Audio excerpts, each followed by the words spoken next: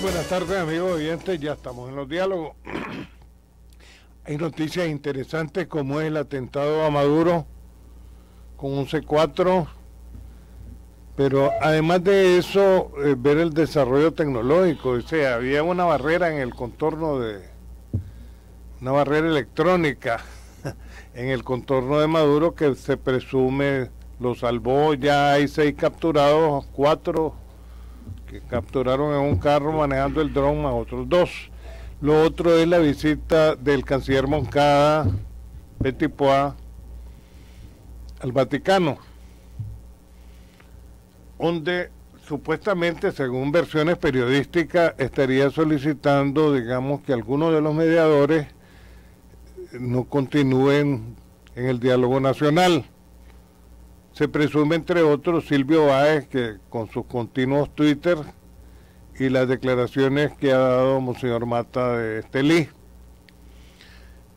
Personalmente, me parece que es infructuosa la gestión, porque la iglesia es una, y si estos están nombrados aquí como obispos es por una decisión del Vaticano, y siendo esto un Estado, o sea, el siguiente Papa le da continuidad a lo que hizo el anterior, con cambios como lo que hemos visto con Francisco, particularmente entre los curas pederastas o los que están acusados, digamos, de ese tipo de actuación dentro de la religiosidad, lo cual está prohibido.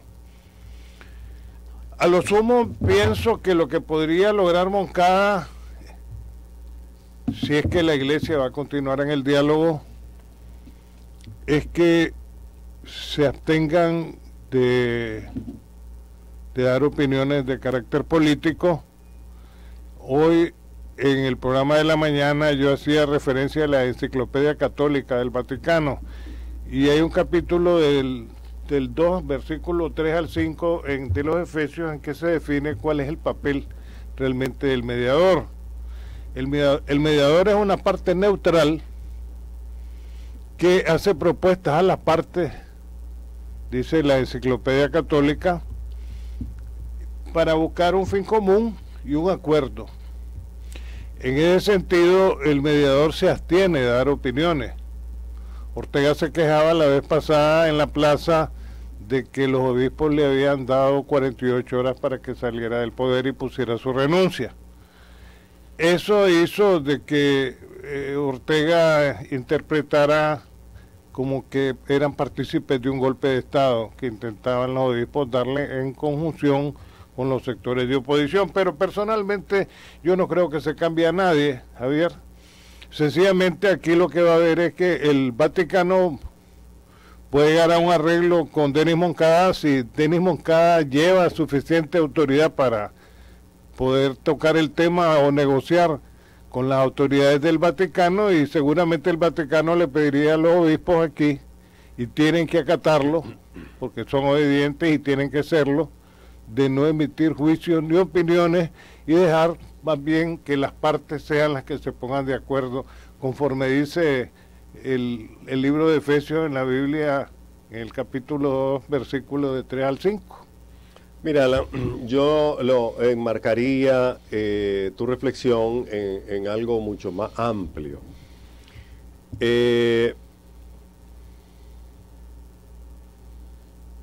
Anoche vi con detenimiento la entrevista que le hizo Carlos Fernando Chamorro a Arturo Cruz Sequeira, ex embajador del presidente Ortega en Washington. Y él dijo un par de cosas que ya las sabemos, pero en un contexto en el que no deja de ser sumamente revelador los comentarios de Arturo Cruz. En primer lugar, dice que él no había visto en mucho tiempo cómo rápidamente se le descomponía el panorama a un líder latinoamericano como lo que le ha ocurrido al presidente Daniel Ortega en los últimos meses, en el que después de tener prácticamente el consenso y no tener encima al gobierno de Estados Unidos, que lo deja prácticamente gobernar sin mayores contradicciones entre 2007 y 2009, y 2012, de repente comienza a acumular, comienza a producirse más bien desencuentros con Estados Unidos, hasta que finalmente, en el marco de estas protestas, se crea un consenso a todos los niveles, nos dice Arturo Cruz, en el que la posición del presidente Ortega ya no encuentra quien se oponga y quien, o por lo menos hable por él.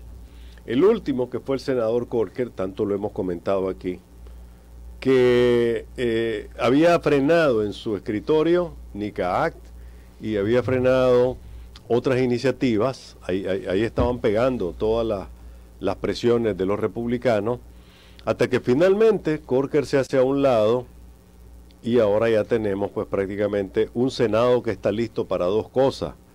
Y dice Arturo Cruz que esto va a ser histórico.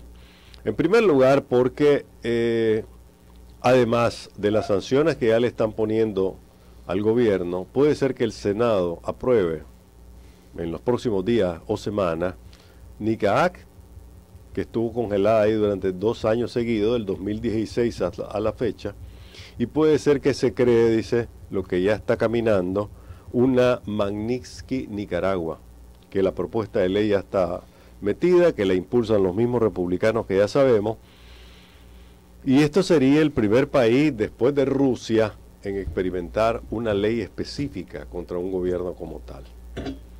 ¿Cómo dejó el presidente Ortega deteriorarse tanto la situación al punto que no solo está arrinconado, Alan, sino que cada día pierde peso específico en la política? De ahí que las 2 derrotas que ha sufrido en la OEA son contundentes. Primero, la resolución de condena, y en segundo lugar, la resolución de la semana pasada en la que le cierran las puertas a una reorganización del diálogo como él pretendía. Ahora, eso de ir a carbonear a 2 obispos al Vaticano me parece fuera de lugar, Alan. Eso, es decir, sí podés hacerlo, de gobierno a gobierno vos te quejás, pero no de esa manera. Si esa comisión la bendijo el Papa, pues, en el sentido de que a él se la propusieron, él aceptó. Recordad que hace como un mes, tal vez un poco más, el cardenal Brenes fue con Monseñor Álvarez al Vaticano, aprovecharon un consistorio que había, se reunieron con el Papa, se tomaron fotos con el Papa, y si el Papa ya hubiese tenido en ese momento la decisión o la queja de que Monseñor Álvarez no cabía en el diálogo, se lo hubiera dicho en ese momento, pero ellos regresan prácticamente con el aval del Papa. Entonces hay un fracaso ahí de la diplomacia nicaragüense en todos los campos. Y eso hace que uno se pregunte, bueno, ¿qué está esperando el presidente Ortega para sentarse a negociar? Porque eso es lo que tiene que hacer a partir de ahora, sentarse y ver cómo detener todo esto antes de que le caiga encima, pues. Mira, a mí me parece que se han perdido muchas oportunidades. En un comienzo, el secretario general de la OEA fue cuestionado duramente, incluso llegó a decir que sectores de la oposición eran mentirosos, y lo dijo públicamente. De repente dio un cambio, porque seguramente habrían, y yo siempre he valorizado al secretario actual de la OEA como un apéndice del Departamento de Estado. Empezaron los desacuerdos, y entre los desacuerdos, presumo yo, estaba el adelanto de las elecciones. Habría estado concertado, y me parece que a eso obedece la llegada de varios emisarios norteamericanos de mediana importancia, realmente, con excepción de este último arzobispo de Nueva York, me decía, ¿verdad? De Washington, que vino a oficiar junto con Leopoldo Brenes en la Catedral de Managua. Pero todo esto son señales, Javier. Ahora, el secretario general de la OEA ha dado un cambio radical porque seguramente habría ya un compromiso. A mí me parece, y yo he hablado aquí de correlación de fuerzas, Javier. A mí me parece que sí tienen que haber elecciones, tienen que adelantarse, Javier. Y en algún momento el presidente Ortega va a anunciar el adelanto de las elecciones. Mientras tanto, ¿qué podría lograr Denis Moncada? Bueno, pues que Monseñor, el obispo auxiliar de Managua, deje de estar tuiteando tanto y que el otro se restrinja en sus declaraciones. Siempre él ha sido antisandinista, el obispo de Estelí, a pesar que el Frente ahí gana las elecciones. Yo creo que es lo más que se podría lograr, pero que van a mover a uno de estos, no creo. Sí, es difícil, el Papa no va a correr el riesgo de, y menos, por eso te repito, Alan, el presidente Ortega ha demostrado incapacidad en algunos frentes. El frente diplomático ahorita prácticamente ha demostrado que no fue capaz de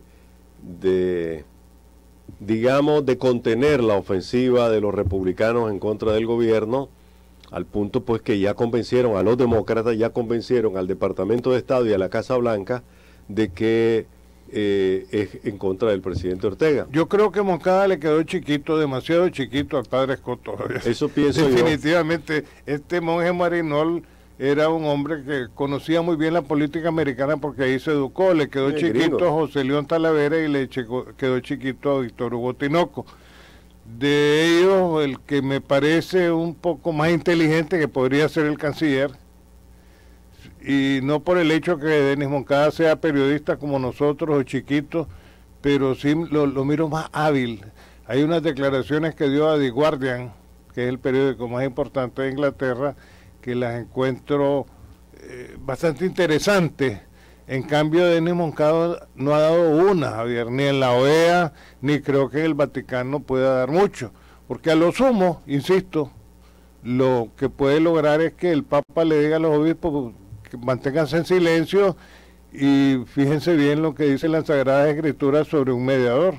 Sí, mira, Alan, te voy a dar un ejemplo hoy de cómo las presiones norteamericanas van calando. Hoy renunció Fidel Moreno a la presidencia del equipo Real Estelí.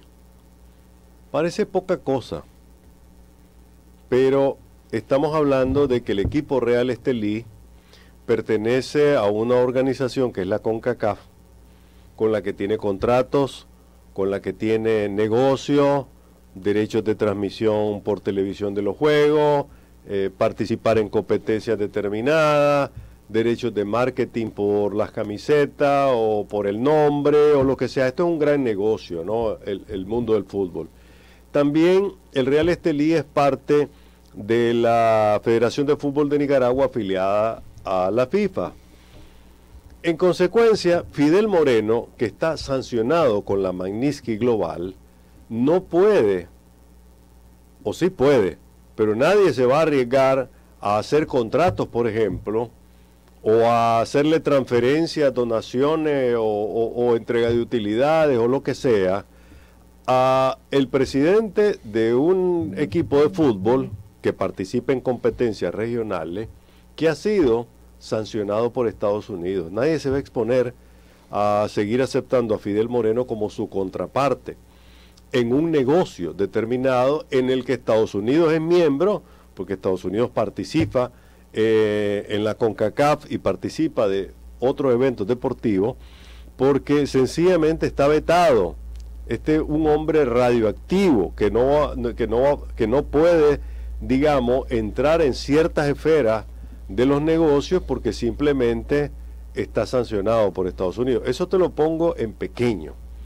Ahora imagínate todo lo que está ocurriendo alrededor de Chico López, el ex vicepresidente de Albaniza, lo que está ocurriendo alrededor de la familia el presidente Ortega lo llamó en el acto del ejército, dijo, el director general en funciones de la Policía Nacional. Todavía no nos ha explicado por qué lo llama en funciones si la MINT está en Nicaragua. a menos que ya la haya separado del cargo. O está enferma. O está enferma, o está retirada, o está sancionada, no sé, pero ese día, cuando lo menciona en el acto de la Fuerza Naval, perdón, de la Fuerza Aérea, que fue la semana pasada, el presidente dice, el comisionado general Francisco Díaz, dice, director general en funciones de la Policía Nacional. Como aquí nunca se dan explicaciones, pues no, ni hay a quien preguntarle, pues difícilmente sabremos cuál es la condición actual.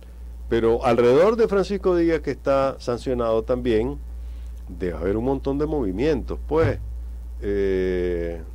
no veo que el gobierno de Estados Unidos le entregue una donación al director de la policía sancionado con la Magnitsky Global. Sí, es decir, si vienen a decirle a Chico Díaz, hombre, aquí te traemos una donación, por decirte algo, ¿no? Está sancionado con la Magnitsky Global, Estados Unidos no lo va a hacer. Y ahora imagínate otros gobiernos, pues. ¿Israel se atrevería a hacer eso? Te aseguro que no.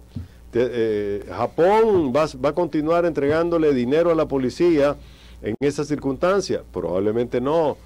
Es decir, Alan, ese deterioro que estamos viendo en Chiquito, imagínate a la hora que decidan que la Magnitsky se aprueba exclusivamente para funcionarios del gobierno de Nicaragua. Eso va a ser una debacle, ¿verdad? Y no veo al presidente Ortega realmente interesado en ya parar todo esto, en evitar más el deterioro de su gobierno, que además golpea, deteriora al país, y empezar a hacer las cosas como se debe. Hombre, hay un correo de Víctor Ayala que vale la pena que lo comentemos. El cardenal Obando dio cátedra de lo que significa ser intermediario en una negociación. Él lo escribe desde Iowa, ¿eh? La iglesia actual fracasó debido a intereses particulares, rompiendo el esquema y concepto de una negociación, dice Víctor. Se me ha vuelto radical últimamente Víctor Ayala, ¿verdad? Veo que está tirando duro y está tirando al marco. Bueno, esa es la opinión de Víctor Ayala, yo no la comparto. Yo pienso que, como diría el filósofo Petuel Hernández, la iglesia de Nicaragua no se manda sola. Tiene una estructura encima, y recordemos que este es vertical. Definitivamente, independientemente de su actuación final, a lo Salomón, para muchos, la personalidad del cardenal Obando supera sí, a todo esto, ¿verdad? Yo recuerdo, Javier, que no solamente su mediación en la casa de Chema Castillo y su mediación en el Palacio Nacional, prácticamente el cardenal Obando, en el vacío de poder que deja el general Somoza cuando abandona Nicaragua, prácticamente él asume las riendas del país, toma micrófono en la radio La Voz de Nicaragua y le pide a los guardias que se vayan a la Cruz Roja y a las iglesias. O sea, sí, era un hombre con una gran personalidad, era un hombre de criterio propio y de decisiones propias. O sea, hizo historia definitivamente Obando en todos sus momentos, desde que llegó prácticamente al arzobispado de Managua, impuso su criterio, sacó de ahí a Donaldo Chávez Núñez, que era obispo auxiliar, lo mandó de Párraco a Santana, no le gustó, y renunció a ser obispo auxiliar de Managua. O sea, definitivamente era otro momento, Javier. Sí, así es, y realmente no se nos olvide que le hicimos barbaridades al cardenal Obando en los años 80. Si le pagamos muy mal toda su gestión a favor hay muchísimos dirigentes del frente que le deben la vida a él, porque de lo contrario probablemente la guardia de Somoza habría tenido, bueno, habría causado más daño a personalidades del frente, pero... Era su personalidad, Javier, es que no era manejable. No era manejable, pero entonces, recordemos, repito la idea, la iglesia es vertical, la iglesia no es una democracia. Cuando los obispos aceptan el papel de mediadores, no es porque ellos se reunieron y dijeron, lo votamos y lo votaron 5-4 o 3-4, como haya sido, sino que eso fue autorizado por el mismo Papa. Estamos hablando de un conflicto enorme, de un conflicto que ya trascendió la frontera, un conflicto de más de 400 muertos en 100 días. Ningún otro país de América Latina ha tenido semejante cantidad, semejante barbaridad de muertos como el que ha habido ahora, Alan. Y un obispo lo recordaba hace poco, la iglesia tiene 2000 años y todavía está ahí, probablemente estará ahí mucho tiempo más cuando ya nosotros no existamos. Sí, o sea, yo creo que entre los arzobispos de Managua a recordar históricamente serán Monseñor Lescano, Javier. Y Ortega. Monseñor Lescano y Ortega y Monseñor Obando, así como también en León Viejo. Habrá que ver si Silvio Báez Ortega también se convierte en una figura para la eternidad de la iglesia de Nicaragua. De él depende. Bueno, para que veas, porque dos de los tres que mencionaste llevan un Ortega al final. Bueno, como y pego, pero de todas maneras, Javier, el otro es el primer obispo que tuvo Nicaragua, que fue asesinado por los hermanos Contreras, el obispo Valdivieso. Sí, poco honor se le hace en realidad, pero fue una figura interesantísima. Bueno, volviendo al punto, Alan, realmente la capacidad de resistencia del país es difícil que pueda mantenerse en las actuales circunstancias. Hay un trabajo que publica hoy The Guardian, vos, a propósito que lo mencionaste vos hace poco, sobre el turismo en Nicaragua. Vino un enviado especial y por supuesto fue a San Juan del Sur y las playas vecinas y encontró soledad, negocios que se están vendiendo. Hay un restaurante en el que yo estuve no hace mucho, pues antes de que comenzaran todas estas cosas, que venden sabrosos tacos ahí en la playa de San Juan del Sur, extranjero. Comenzó vendiéndose hace un mes y pico en $180,000, el hombre ya no aguanta y lo está ofreciendo en 90,000. Así están los negocios, todos los restaurantes están a la venta, el precio de mercado ya se fue al carajo, la gente está vendiéndolo a ver qué consigue para irse de Nicaragua. Y eso va a ser difícil recuperar todo eso. En general todas las empresas, Javier, y eso motiva casualmente a Monseñor Vivas a referirse de que la ayuda a los medios de comunicación no debe ser repartida entre unos pocos, dice. Así es. Y debe de venir sin condiciones. Aquí la ayuda que ha venido de los Estados Unidos se la reparten unos pocos que son los beneficiados. Pero yo quería entrarle, Javier, al asunto de que vos has hecho un estudio a fondo de esto, de Maduro, la bomba que supuestamente le iban a hacer estallar. Ya hay 4 presos que los que están manejando el dron, más otros 2, sí. Es un C4, pero vos sobre los drones tenés una especialización, Javier. Ya quisiera yo, una amiga que le mando saludos a propósito, hasta Miami, que lleva mi mismo apellido, y a Tapia, su marido, también les mando un saludo. Hace como un año más o menos trató de traer un dron aquí como juguete, pues básicamente como un juguete, como un entretenimiento para miembros de su familia, y se lo quitaron en el aeropuerto. Lo que nunca supimos es qué hacen con los drones, Alan, porque han decomisado cualquier cantidad de drones en la aduana, y que yo recuerde, Alan, cuando las mercaderías caen en manos de la aduana y nadie las reclama o está prohibido, antes se hacían subastas y uno iba a las subastas de las aduanas, habían gente que hacía mucho dinero con eso, porque las bajaban a un precio tal que las compraba y las vendía. Como el dron está prohibido usarse en Nicaragua, pues suponemos que o están empacados en algún lugar o sencillamente están en manos de aquellos que sí pueden andarlo, porque yo he visto en la playa, por ejemplo, yo he visto vehículos de hijos de altos funcionarios del gobierno que andan en sus vehículos manejando y con el dron.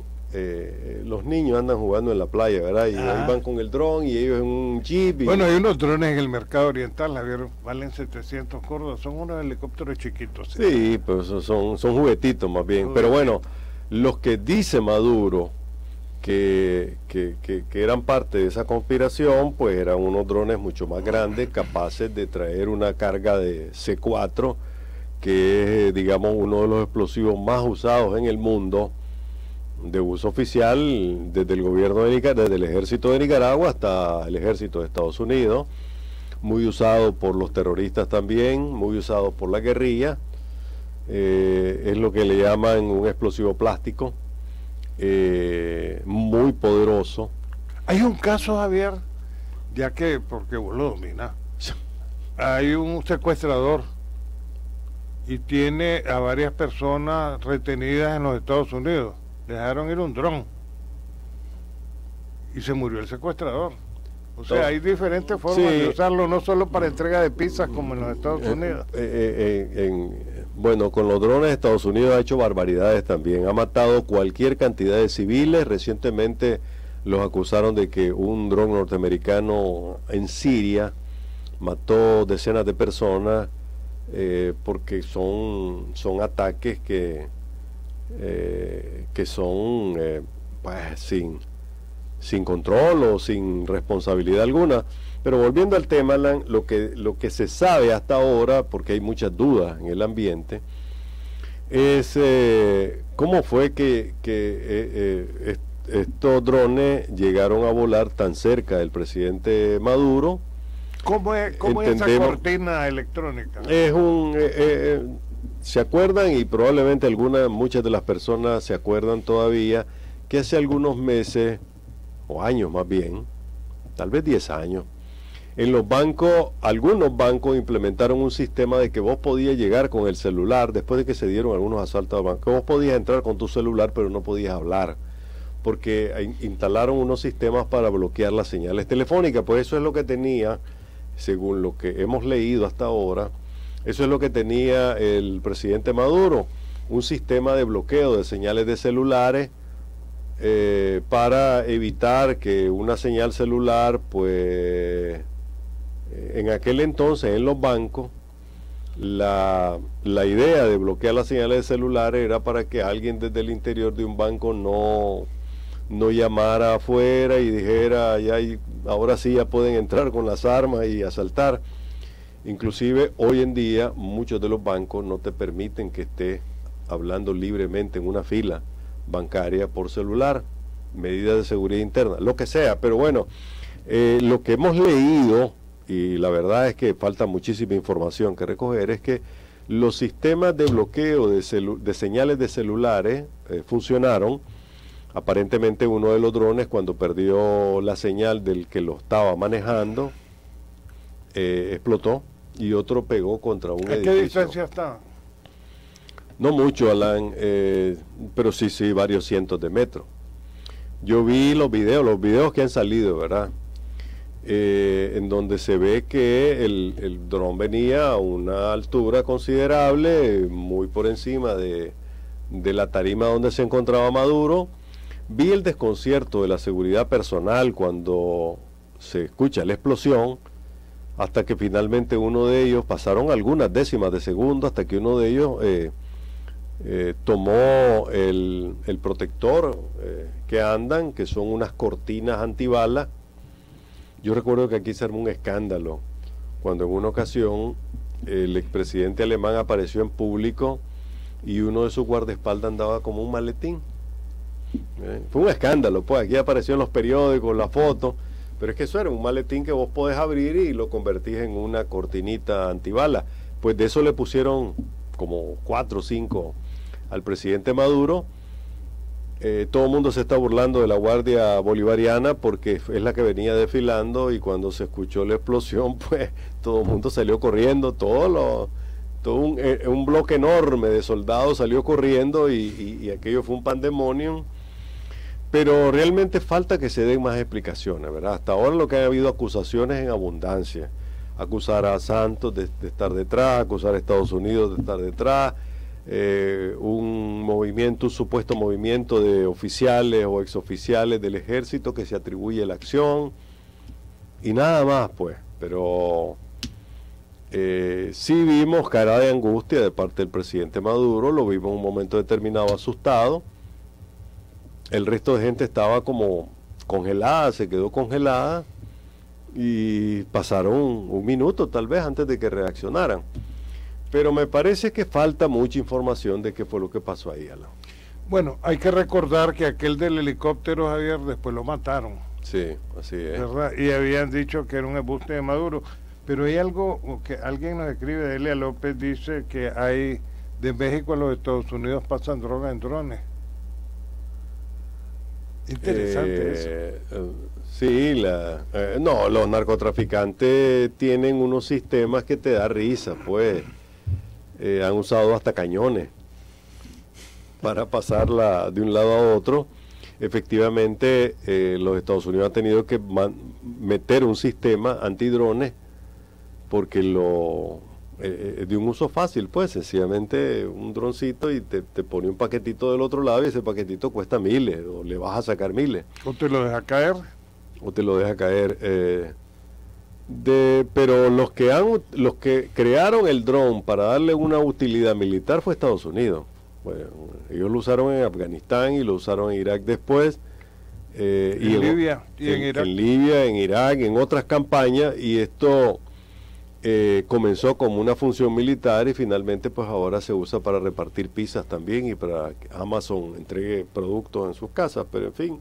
Alan, hay una cosa que me llama la atención. ¿Por qué pierden los que van a matar a Maduro el control del dron? Por eso por mismo, la cortina. Eso es lo que se ha dicho hasta ahora, porque estaba esa señal que corta, digamos, bloquea señales de celulares.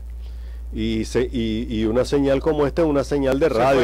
Se fue de lado el dron. No, el que está manipulando, supuestamente el que estaba manipulando el dron, que es por una señal inalámbrica, que es una señal de radio, pues perdió porque le bloquearon esa señal, el dron se queda sin una orden, el que le está transmitiendo la orden, se le cortan la orden, pierde su orientación, se queda en cero, pues, y ahí es donde explota y cae. Es sorprendente la tecnología, Javier. Sin embargo, hay cosas, digamos, del pasado que siempre yo en YouTube me distraigo, por ejemplo, esa serie El Velo de Boris Karloff, grabada entre 1958 y 1968, ya para morir, murió en el 69, es interesantísima, ¿verdad? Hay una serie de series, ¿verdad? Vale la redundancia, que se hicieron en esos años donde mirábamos actuación. Ahora todo es pura computadora, a propósito de lo que estamos hablando. Bueno, no hay duda, Alan, que la situación del país, yo quiero, pues porque ya son los últimos minutos, continuar la reflexión, porque yo creo que es momento que el presidente Ortega realmente se siente y... Mira, quisiera yo traer algo que ya nos vamos a ver de lo que comentábamos. Correa va a caer preso, Lula está preso, la otra señora de Argentina en mala situación, la otra de Dilma Rousseff en mala situación. ¿Será que estamos volviendo al macartismo, pero con otro estilo? No, yo pienso que Estados Unidos decidió recuperar su traspatio, que abandonó en el año 2001, recordemos, cuando el ataque a las Torres Gemelas, y Estados Unidos redirecciona totalmente su política exterior, abandona su traspatio. Eso hace que en América Latina empiece a resurgir el movimiento socialista encabezado por Hugo Chávez. Hugo Chávez toma miles de millones de dólares del patrimonio de los venezolanos y empieza a financiar campañas de gobierno. Inclusive un día de esto estábamos viendo una discusión en CNN en el que le recuerdan a cómo a Argentina llegaban aviones privados llevando bolsones enteros de dinero para financiar la campaña de la señora Kirchner y de su marido Néstor Kirchner, y que eso quedó debidamente documentado. Inclusive hay un tipo, un empresario que está preso. $800,000 le da. ¿Te acordás? Sí. Eso es una de las entregas. Aquí se dijo un par de veces que aquí habían llegado también aviones con fondos para la campaña del frente. Pero bueno, América Latina, me parece Estados Unidos lo que está ahora es tratando de volver a decir, este es mi traspato y se acabó. Que si eso es lícito, que si es moral, que si es políticamente correcto, que si esto es una barbaridad o no es una barbaridad, es la realidad, ¿verdad? Estados Unidos ha tenido control de su traspatio, se le pierde en determinados momentos y creo que hoy en día estamos en eso. Si el presidente Ortega no entiende el momento histórico que vive, va a someter al país a más sacrificio innecesario, ¿verdad? Bueno, el tiempo se nos fue. Antes de irme, un saludo al querido amigo que siempre nos reporta, el japonés Demetrio Tomás. Hasta mañana.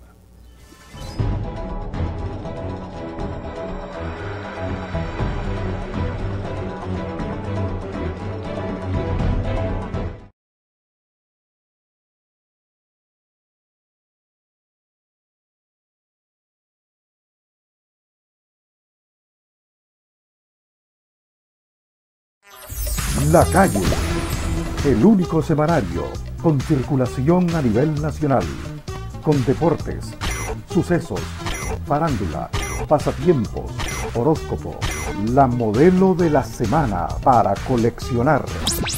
Todo lo que acontece en el país y en tu barrio. Pedida por 5 pesitos. La Calle